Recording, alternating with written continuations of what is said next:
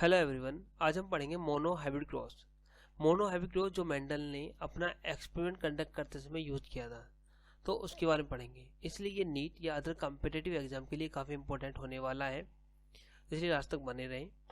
Mono hybrid cross, तो हम जानते हैं कि जब मेंडल ने अपना एक्सपेरिमेंट सेटअप किया था तो उनको अपने काम में सक्सेस मिली थी। सक्सेस मिलने के पीछे कुछ रीज़न था। जब उन्होंने अपना एक्सपेरिमेंट कंडक्ट किया था तो उन्होंने 7 कैरेक्टर्स, कलर चेंज कर लेते, तो 7 कैरेक्टर चूज किए थे। जो 7 कैरेक्टर चूज किए थे, इनके 14 कॉन्टेस्टिंग ट्रेड उन्होंने लिए थे जब उन्होंने अपना एक्सपेरिमेंट कंडक्ट किया था। लेकिन सक्सेस होने के पीछे रीजन क्या था? जब उन्होंने अपना एक्सपेरिमेंट कंडक्ट करा था तो उस टाइम पर उन्होंने एट ए टाइम या तो सिंगल कैरेक्टर या 2 कैरेक्टर लेकर अपना एक्सपेरिमेंट कंडक्ट किया था, जिसकी वजह से उनको सक्सेस मिला था। जब सिंगल कैरेक्टर लेकर एक्सपेरिमेंट किया तो बोलेंगे मोनो हाइब्रिड, और जब 2 कैरेक्टर लेकर होगा तो डाई हाइब्रिड।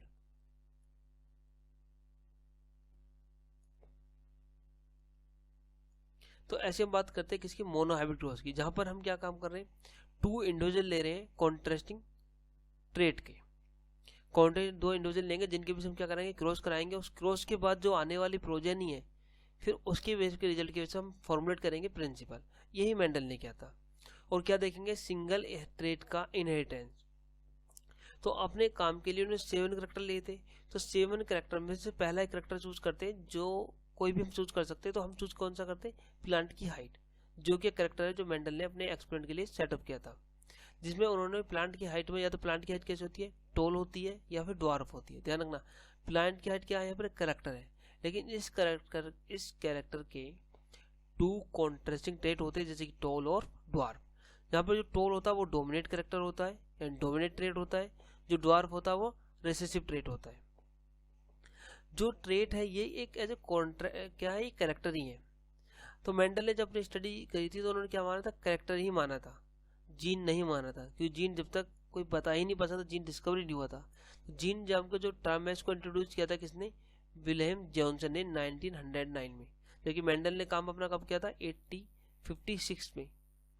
इसके मतलब काफी 50 ईयर्स अराउंड या आफ्टर ही जीन का टर्मिनोलॉजी आती है। देखो, अब हम जिसके बारे में बात करते हैं उसको समझ लेते। जब मेंडल ने अपना एक्सपेरिमेंट सेटअप किया तो उनको क्या कराना था? क्रॉस कराना था 2 इंडिविजुअल के बीच में, जो एक प्योर लाइन होनी चाहिए। तो उन्होंने सबसे पहले क्या करा?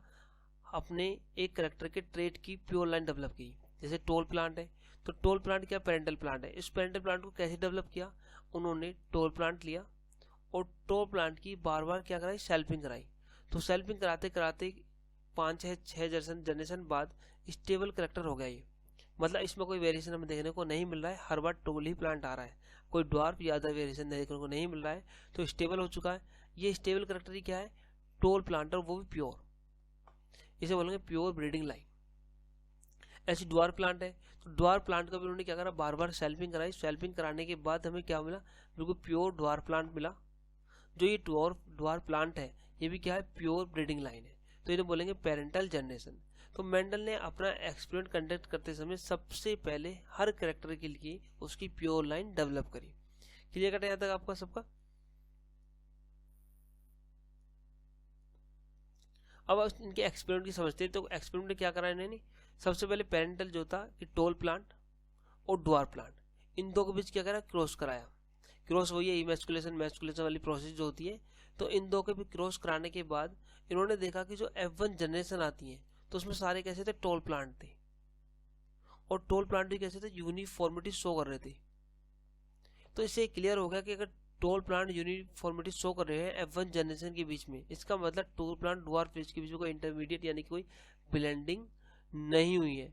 अगर मान लो ब्लेंडिंग हो जाती तो हमें कौन सी फॉर्म मिलती? इंटरमीडिएट। जबकि यहाँ कौन सी मिली है? टोल और यूनिफॉर्मिटी, यानी वो भी किसी एक पेरेंट जैसी। ये ने F1 जनरेशन से पता चल गया था। अभी मेंडल ने F1 जनरेशन को ऐसे छोड़ दिया और F1 जनरेशन के बाद क्या कराई?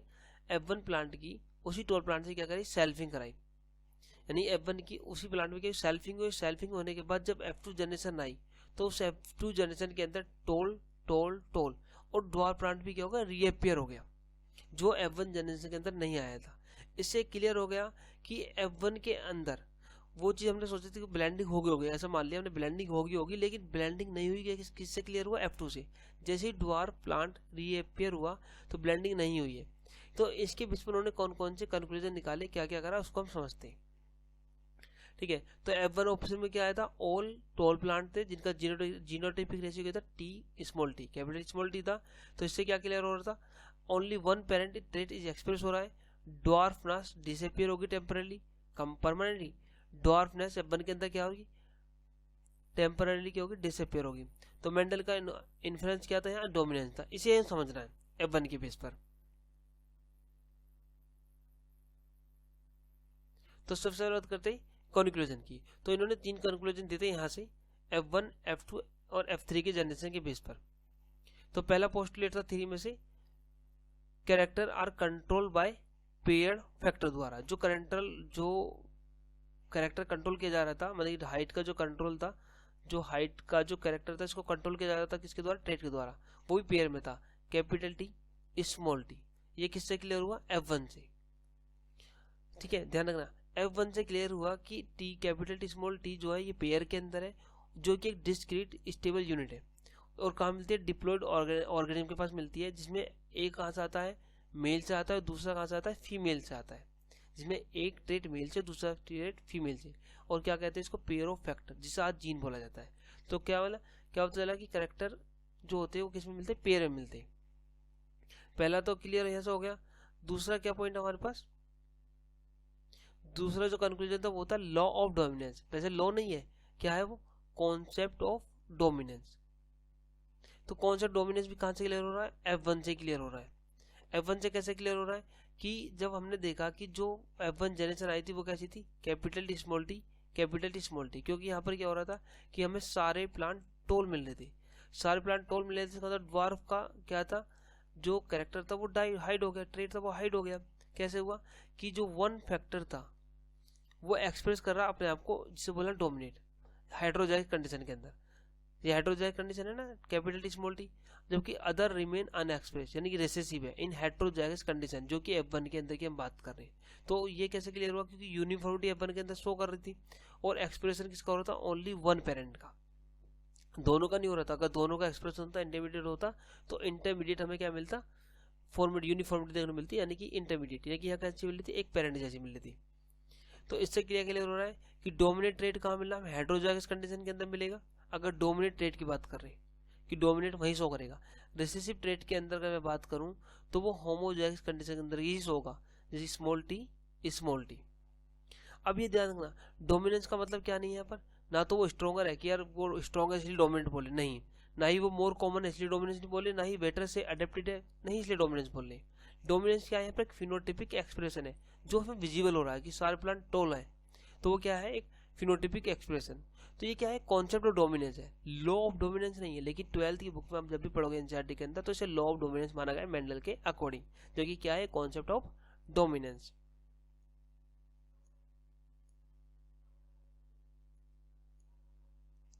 अब यही लॉ ऑफ एनसीईआरटी क्या बोलती है दिखा दूं आपको। तो एनसीईआरटी ने केवल लॉ ऑफ डोमिनेंस बोला, तो किसके बेस पर? मोनोहैबिट क्रॉस के बेस पर।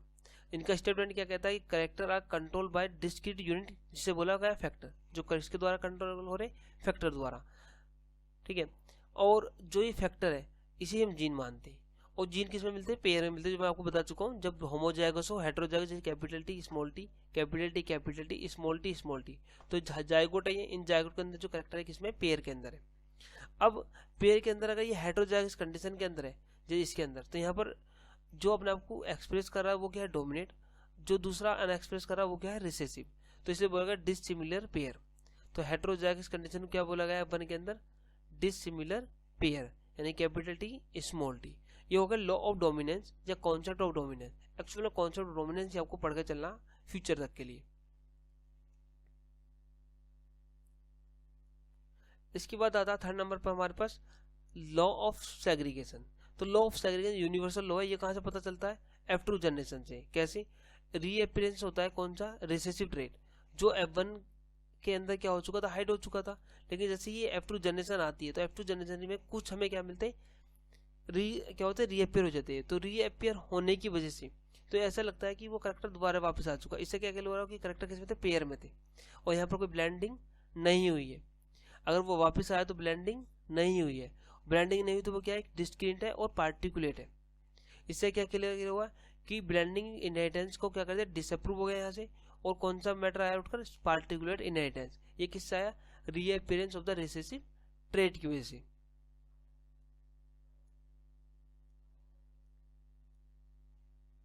अब इसके बाद कहते हैं लॉ ऑफ सेग्रीगेशन।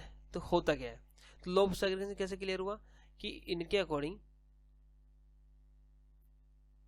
तो देखो जब कैपिटल टी स्मॉल टी जो जायगोट था, जैसे म्योसिस होगा तो ऐसे गैमेट बनेंगे।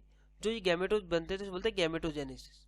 तो गैमेटोजेनेसिस बनते समय टी वाला जो गैमेट बनता है इसे चलता है कैपिटल टी, और इसे चलता है स्मॉल टी। ये गैमेट बने, और गैमेट किसकी बात कर रहे हैं, किसी पार्टिकुलर कैरेक्टर के लिए। जब किसी पार्टिकुलर कैरेक्टर के लिए मैं बात कर रहा हूँ, तो म्योसिस द्वारा या रिडक्शन डिवीजन या म्योसिस द्वारा जब इस जायगोट का क्या हो रहा है, रिडक्शन डिवीजन हो रहा है, तो इससे हाफ गैमेट चला गया एक अलग सेल के पास, यानी कि हाफ इसका सेट चला गया अदर एक गैमेट के पास, और उसका हाफ सेट चला गया अलग गैमेट के पास। ठीक है, तो इससे क्या क्लियर हो रहा है, during the gamete formation the two allele, ध्यान रखना, टू एलील पेयर में of a gene separate, so each gamete receive only one allele. जब वन एलील आ रहा है, मैंने पूरे क्रोमोसोम्स की बात नहीं कर रहा, एक एलील की बात कर रहा हूँ, एक जीन की बात कर रहा हूँ। अब टी कैपिटल जीन है, ये अलग सेपरेट हुआ, ये अलग सेपरेट हुआ, इन दो के बीच कोई मिक्सिंग नहीं हुई है, इन दो के बीच कोई ब्लेंडिंग नहीं हुई है, इसलिए दोनों एलील क्या हो, बिल्कुल सेपरेट हुए, तो एलील डू नॉट मिक्स। जब एलील मिक्स नहीं हुए तो सेपरेशन हो रहा है, वो भी गैमेट फॉर्मेशन की तरह। इसलिए बोलते हैं लॉ ऑफ यूनिवर्सल। क्या है लॉ ऑफ यूनिवर्सल, जो किसे बोलते हैं फर्स्ट लॉ ऑफ मेंडल। ठीक है, इसी बेस पर एक बात बता दूं आपको, जब एलील मिक्स ही नहीं हो रही, ये टी अलग जा रहा है, टी अलग एल अलग जा रहा है, यानी कि टी अलग जा रहा है और ये स्मॉल टी अलग जा रहा है, तो इसे बोलते हैं law of purity of gamete. Law of purity of gamete ही हम इसको बोलते हैं। इस लॉ का नाम है law of segregation, law of gametes बोलते हैं। और ये लॉ कैसे, यूनिवर्सल लॉ है, इस ये सब जगह अप्लाई होता है, ऐसी कोई जगह नहीं है जहां पर ये अप्लाई नहीं होता है। ठीक है, तो law of segregation is proved by the monohybrid cross की वजह से। ठीक है, और जो लॉ ऑफ डोमिनेंस होता है ये ऑब्जर्व किया गया है, इसलिए ध्यान रखना, लॉ ऑफ डोमिनेंस किया गया, ऑब्जर्व किया गया। ठीक है, एनसीईआरटी क्या मानते हैं, इसके लॉ ऑफ डोमिनेंस के लिए एक पॉइंट रह गया था, बता रहा हूँ अभी आपको।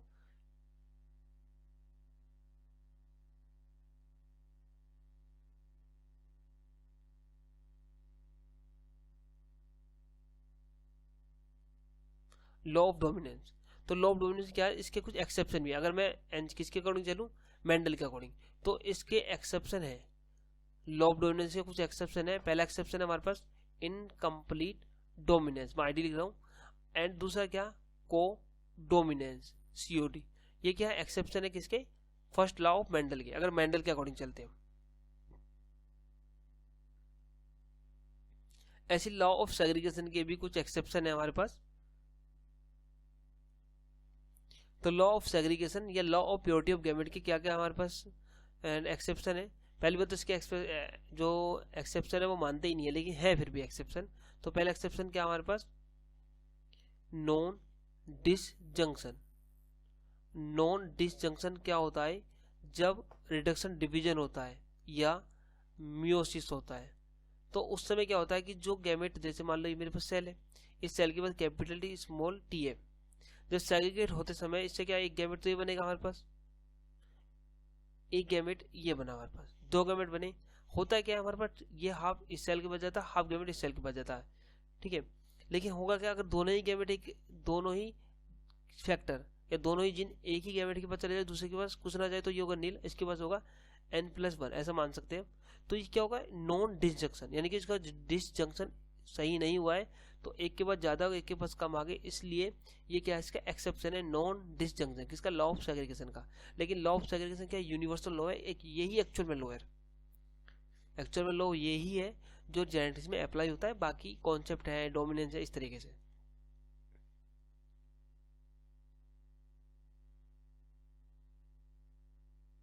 अब मोनोहाइब्रिड क्रॉस के कुछ लिमिटेशन भी है।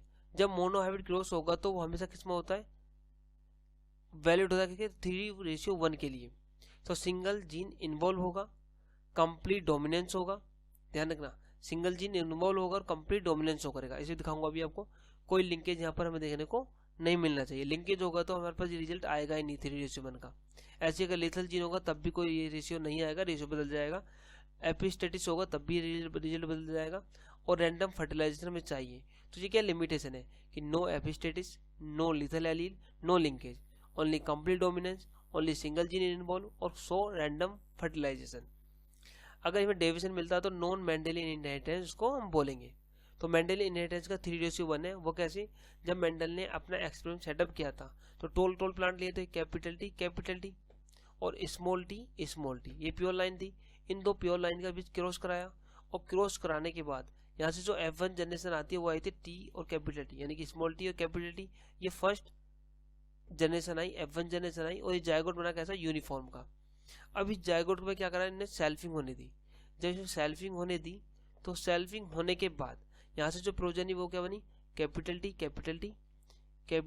स्मॉल टी, कैपिटल टी और स्मॉल टी। जो कैपिटल स्मॉल टी थी ये कैसी थी? सारे टोल है और ये क्या है? ड्वार्फ। तो ये पर हो चुका था। जबकि जो F1 थे वो कैसे थे? ये F2 तो हमें पता लग गया। F1 कैसे थे? सारे टोल प्लांट थे। क्यों थे मैं आपको समझा चुका हूँ। अब टोल प्लांट में हम देख सकते हैं यहाँ का इस प्रैक्टिकल बेस पर, मेंडल के बेस पर हम यहाँ फिनोटिपिक रेशियो, जीनोटिपिक रेशियो और क्या क्या निकाल सकते हैं? Phenotypic type. अगर मैं फिनोटिपिक टाइप की बात करूँ यहाँ पर, फिनोटिपिक टाइप, मैं पीटी लिख रहा हूँ यहाँ पर शॉर्ट फॉर्म के लिए, याद रहेगा आपके। Phenotypic type. तो फिनोटिपिक टाइप कितने हमारे पास? फिनोटिपिक टाइप हमारे पास दो टाइप के। कैसे? एक टोल और दूसरा क्या है? ड्वार्फ। तो कितने फिनोटिपिक टाइप मिलते हैं मोनोहाइब्रिड क्रॉस के अंदर? 2 फिनोटिपिक टाइप मिलते हैं। और रेशियो क्या होता है? 3:1। जो फिनोटिपिक रेशियो क्या होता है? 3:1 होता है। टाइप कितने होते हैं? 2। ऐसी जीनोटिपिक टाइप कितने मिलेंगे हमारे पास? तो जीनोटिपिक में कितने? कैपिटल टी 1 हो गया, कैपिटल टी स्मॉल टी 2 हो गए और स्मॉल टी कितने हो गए? 1 हो गया। 1:2:1। तो 1 2 3। तो जीनोटिपिक रेशियो कितना? 3 है हमारे पास। किस फॉर्म में? Capital T small T, capital T के 2 हो गए और स्मॉल टी 1:2:1। जीनोटिपिक रेशियो और जीनोटिपिक टाइप को पता लगे।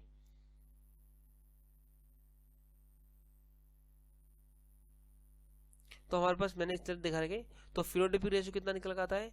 3:1। ये एक एवरेज है। वैसे तो आता 2.9:1 आता है, इससे भी आगे पीछे हो सकता है।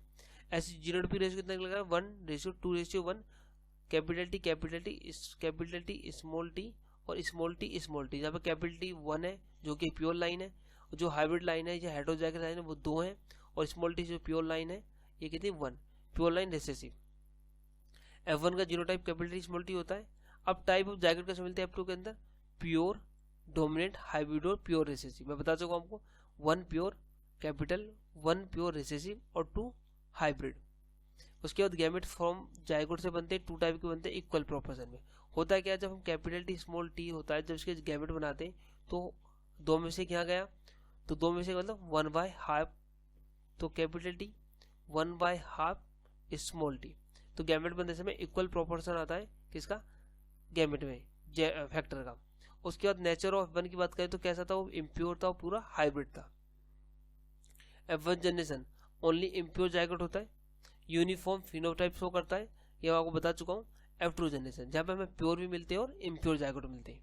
3:1 फिनोटाइपिक रेशियो, ये आपको क्लियर हो चुका होगा यहाँ तक। तो सारा क्या है, इसके यहाँ से क्वेश्चन पूछ जाते हैं कि प्योर लाइन कितनी है, इम्प्योर लाइन कितनी है, हमें पता होना चाहिए। ये हो गया ऐसे मेंडल के एक्सपेरिमेंट के बेस पर। अब बात करते हैं यहाँ पर हम, तो मेंडल के एक्सपेरिमेंट को आगे, ठीक है। तो मेंडल की बात करते हैं प्यूनेट स्क्वायर का। तो जो प्यूनेट स्क्वायर थे ये थे diagrammatic method use in the genetic to predict. ध्यान रखना, प्यूनेट स्क्वायर ने एक मेथड डेवलप करी जिसे बोलते हैं प्यूनेट स्क्वायर। किसने? साइंटिस्ट का नाम था क्या? रेजिनॉल्ड सी प्यूनेट, जिन्होंने प्यूनेट स्क्वायर या चेकर बोर्ड मेथड का यूज किया। चेकर बोर्ड मेथड का यूज किया, जिसके द्वारा ये क्या पता करते थे? ऑफ स्प्रिंग का कॉम्बिनेशन, और कैलकुलेट करते हैं जीनोटाइपिक रेशियो, फिनोटाइपिक रेशियो और डोमिनेट समझने की, अंडरस्टैंड करते हैं डोमिनेट और रिसेसिव ट्रेट को समझने में हेल्प मिलती है। तो ये किसके द्वारा, पुनेट स्क्वायर के द्वारा, जिसे रेजिनाल्ड सी पुनेट ने वाइडली यूज किया था मेंडेलियन इनहेरिटेंस पर, और ये समझने के लिए जीनोटाइपिक रेशियो, फिनोटाइपिक रेशियो, जिसे आसानी से वो ऑब्जर्व कर पाए।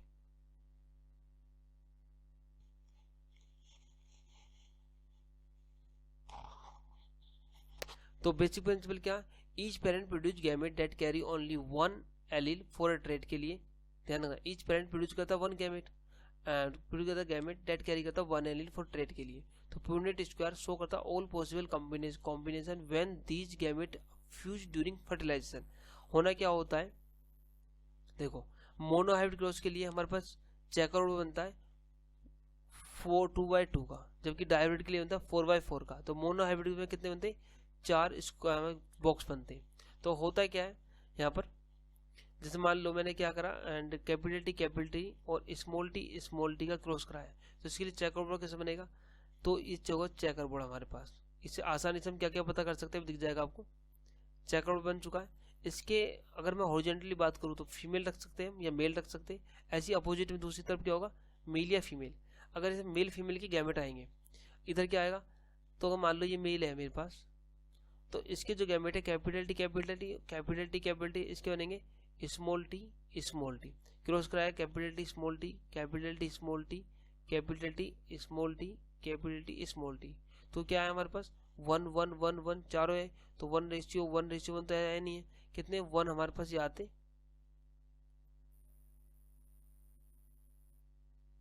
ठीक है। तो इसका रेशियो तो कोई निकलेगा नहीं, तो कैसे इस तरीके से आएगा, ध्यान रखना। हॉरिजॉन्टली हम मेल को मारेंगे और वर्टिकली फीमेल को, और हम एक्सचेंज भी कर सकते हैं, ऐसी कोई बात नहीं है। इससे हम जीनोटाइपिक रेशियो फिनोटाइपिक रेशियो निकाल सकते हैं। आराम से दिख रहा है कि इस बॉक्स का फिनोटाइपिक क्या रहा होगा, टोल, इसका भी टोल फिनोटाइपिक रेशियो होगा, इसका भी टोल और इसका भी टोल। तो फिनोटाइपिक हमें पता चल गया क्या आ रहा है, टोल आ रहा है। लेकिन अगर ये तो हो गया हम किसके लिए कर रहे थे, प्योर लाइन के लिए। अगर हम किसके लिए कर रहे हैं यहाँ पर, हाइड्रोजाइगस के लिए, तो वही हमारा चेकरबोर्ड बन जाएगा। यहाँ पर हमारे पास कितने इसके अंदर 2x2 का, इस 2x2 के अंदर क्या हो रहा है हमारे पास, तो क्रॉस करा रहे हैं हम कैपिटल टी स्मॉल टी का कैपिटल टी स्मॉल टी, यानी कि हाइब्रिड का हाइब्रिड से क्रॉस करा रहे हैं। तो यहाँ पर हमने क्या कर लिया, इसको चेकआउट बना लिया, तो इधर हो गया मेल और इधर हो गया फीमेल, तो वही है, इसको मेल हमने मान लिया। तो कैपिटल टी स्मॉल टी, इसके गैमेट बनेंगे capital T small T, cross कराया तो कैपिटल टी इसका इससे क्रॉस होगा, इनका इसका इससे, तो कैपिटल टी स्मॉल टी, इसका इससे क्रॉस होगा तो कैपिटल टी स्मॉल टी, और इससे स्मॉल टी का स्मॉल टी से क्रॉस तो स्मॉल टी, तो रेशियो क्या बना हमारे पास सेम। तो फिनोटाइपिक रेशियो क्या है हमारे पास 3:1 कि 3 टोल है ये वाले। उसके बाद टाइप कितने आई, 2 टाइप के मिलते हैं, टोल और ड्वार्फ। ऐसी जीनोटाइपिक रेशियो क्या निकल गया था हमारे पास 1:2:1, यानी कि 1, और ये एक हो गया ये वाले पास 1:2:1। तो कितने टाइप के, 3 टाइप के। तो फिनोटाइपिक जीनोटाइपिक रेशियो पता चल जाता है, मतलब कितने जायगोट बने, कितने जायगोट यहाँ पर बने ये भी पता चल जाएगा, कितने बनते 4। तो हम इसको यूज करते हैं monohybrid, dihybrid, trihybrid. इसे याद करेंगे तो बहुत कन्फ्यूजन हो जाएगा, तो यहीं तक हम इसे लेके चलते हैं। अब इसका एक यूज और करते हैं हम लोग, जो पुनेट स्क्वायर इसका यूज करते हैं प्रोबेबिलिटी फाउंड आउट करने के लिए। तो प्रोबेबिलिटी कैसे फाउंड आउट करते हैं हम, देखो उस बॉक्स के अंदर कैपिटल टी देखा था तो 4 प्रोजेनी थी, उस 4 प्रोजेनी के अंदर एक ही टोल आ रहा था, प्योर टोल आ रहा था। कि प्योर टोल की प्रोबेबिलिटी पूछी जाएगी, प्योर टोल की प्रोबेबिलिटी पूछी जाएगी, तो 1/4 × 100 तो कितना निकलेगा 25%। ऐसी प्रोबेबिलिटी पूछ रहे small T capital T, hybrid की पूछ रहे, इम्प्योर की पूछ रहे, तो हम जानते हैं कि 2 आते हैं उसमें से 4 में से, तो 100 से मल्टीप्लाई करेंगे तो कट करा कितना आ गया हमारे पास 1/2 50%। तो 50% प्रोबेबिलिटी किसकी आती है, हाइब्रिड की। ऐसी हमें किसकी निकालनी प्रोबेबिलिटी, निकालनी है रिसेसिव की, तो 1/4 मल्टीप्लाई 100, यानी कि 4 में से एक ही तो आया था ना बिल्कुल रिसेसिव, तो कट के कितना आ गया 25%। तो प्रोबेबिलिटी हम निकाल सकते हैं किस पर, स्क्वायर मेथड की बेस पर।